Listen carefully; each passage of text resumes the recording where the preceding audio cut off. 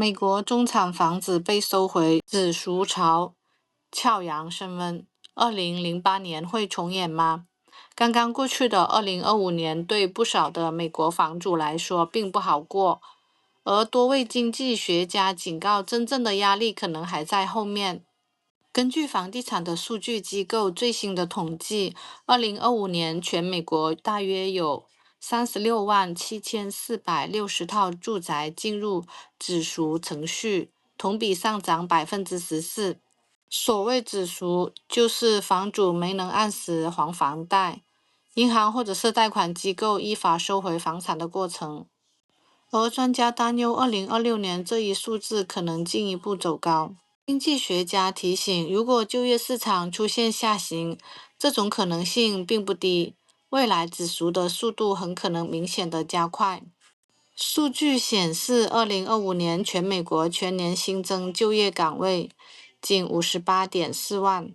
这是自从2003年以来，在非衰退的年份最疲弱的一年，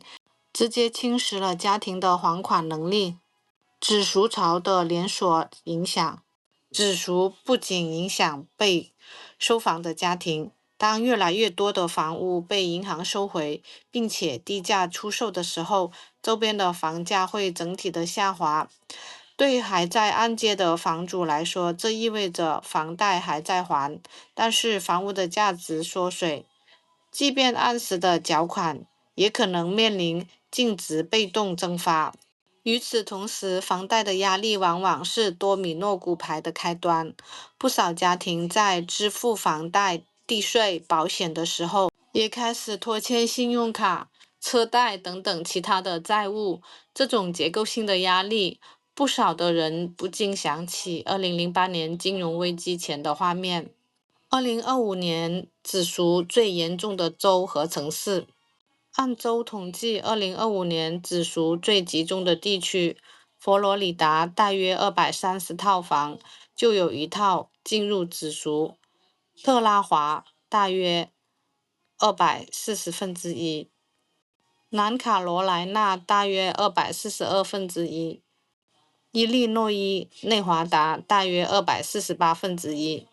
老旧公寓维修的费用暴涨，尤其是公寓倒塌事故后，很多的房主面临高额的整改费用，加大了财务的压力。在人口超过20万的都会区当中，佛州莱克兰止赎率全国最高，每145套房有1套。南卡罗来纳、哥伦比亚165%，俄亥俄克利夫兰187%。在人口超过100万的大城市当中，杰克逊维尔200%，拉斯维加210%，芝加哥214%，奥兰多217%。显然，直属的压力已经从局部蔓延到全国多个核心市场。市场的解读，这是危机还是回归的常态呢？业内的观点分歧，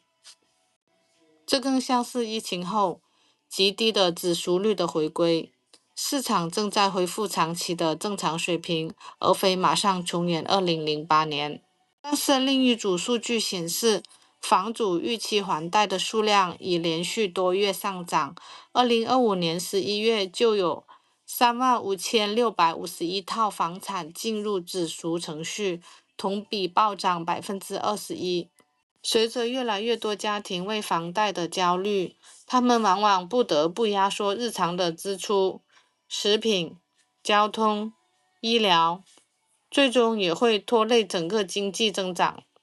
2026年会重演2008年吗？专家提醒，当前的止赎数据正在发出警示信号，美国中产房屋安全正在承压，按揭负担加重，房价缩水，就业放缓叠加，构成结构性风险。是否会触发类似2008年的连锁危机，还需要观察未来的就业、利率与房价的变化。对于普通的房主来说，及时的关注财务状况，评估房贷的压力，是对未来风险的关键一步。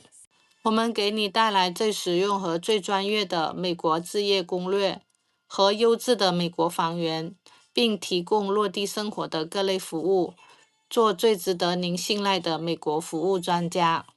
带您拆解更多美国地产背后的真实逻辑。投资地产项目的坑数不胜数，但是还是有一些规律可循的。我们一起探讨分析美国地产项目，欢迎点赞、订阅并转发。